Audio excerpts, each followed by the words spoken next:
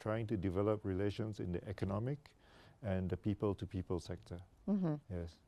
So in terms of economy, Singapore is the 5th largest investor from Asia, with nearly $800 million of investments in Egypt, and many companies, including in logistics, ports, port management, industrial plastics, agriculture, and IT, and so on. Okay, yes. So in terms of trade and investment, what specific sectors do you believe hold the most promising or increased opportunities for Singapore's presence in Egypt? Well, I think given Egypt's good location, strategic location with the Suez Canal and between Asia, Europe, and Africa, I think Egypt is in a perfect location for manufacturing investments. So companies from Singapore can set up manufacturing operations in Egypt. In fact, companies from around the world can set up manufacturing operations in Egypt to access Africa, Europe, and Asian markets. And this is especially so given your, low cost of labor, low cost of land and energy, and good connections to all these other countries. If I may add, if you allow me, also Egypt improved its investment climate by launching several investment laws. How is this attractive to businessmen in Singapore? Yes, I think the developments are still new in terms of the reforms. So I think what we need to do is that we need to make these reforms more well known among the Singapore business community in general, and in fact among the Asian business community in general. Because we in Asia, it's not so natural for us to look to Africa and to Egypt.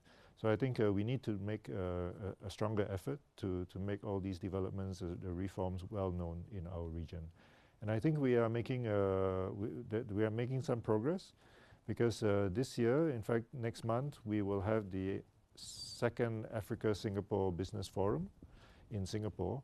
And this will be attended by GAFI Chairman Dr. Hossam Heba, where he will give a briefing to Singapore companies attending this conference on the developments and reforms here.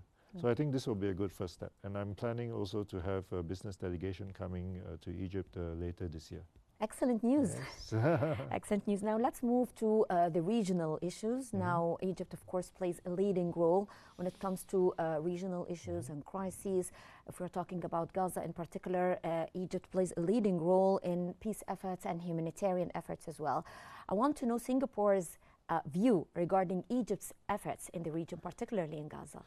First, let me say that what happened in Gaza is a great tragedy, and we are following it with great concern in Singapore. We find that Egypt's role is playing a key role in mediating and trying to find a solution for a ceasefire. And I think we should all be working in this direction. In fact, Singapore has called many times for an immediate ceasefire, and Singapore strongly supports the two-state solution as the only way to have a viable peace between Israel and the Palestinians. So from here, Singapore maintains a traditionally balanced, if we may say, balanced approach towards diplomacy on the Middle East. But the question of Palestinian statehood, how do you view it, an independent statehood or the two-state solution that Egypt is also calling for? Yes, in fact, as I have said, that Singapore has supported all relevant United Nations resolutions on the two-state solution. We have called for, the withdrawal of Israeli troops and ending the occupation since 1967. We have consistently called for the two-state solution. Our Minister of Foreign Affairs recently voted in favor of admitting Palestine as a member of the United Nations. On the issue of recognizing Palestine, Singapore is still considering this issue, and we will make our decision at an appropriate time on this subject.